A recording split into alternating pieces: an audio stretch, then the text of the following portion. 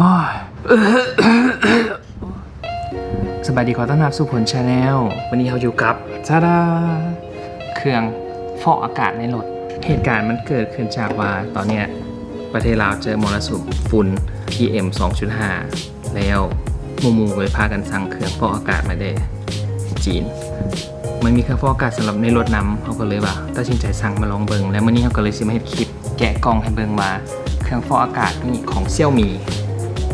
มันเห็นอย่างไรเน่และในกล่องมันมีอย่างเน่สำหรับรุ่นนี้มันชื่อว่าหมี่เจียคาแอร์พิวริฟายหรือว่าเอิ้นว่า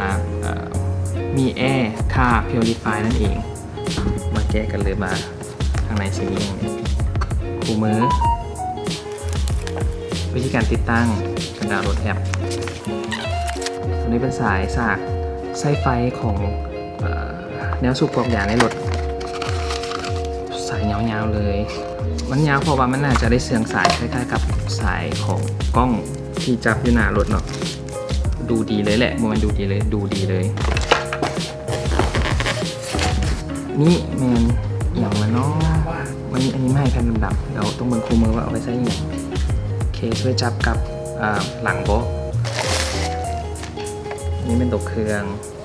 ขนาดกับโบใหญ่โบน้อยโบดีงาม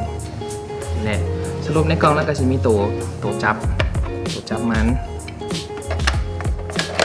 ข้างในเป็นใส่เครื่องฟอกอากาศเนาะแผ่นดำๆนี่สำหรับเอาไว้บังบนหัวเขา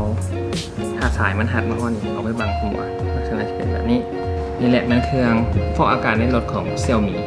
เดี๋ยวจะลองมาใส่เบิงอันนี้แมนหน้าตาหลังจากติดตั้งแล้วใน Fortuner เนาะเชิญสิตัวแผ่นดำๆนั้นที่มาก็จะเป็นตัวบังเบาะที่และสายกับสีคาดอยู่ข้างหลังนี่หน้าตาก็จะเป็นประมาณนี้ขอบใจที่เบิ่งจนจบแล้วก็อย่าลืมกดไลค์กด Subscribe เพื่อเป็นกำลังใจให้พวกเราเฮ็ดคลิปอื่นๆออกมาอีกแล้วพบกันใหม่ในคลิปหน้าสำหรับคลิปนี้ต้องลาไปก่อนสบายดี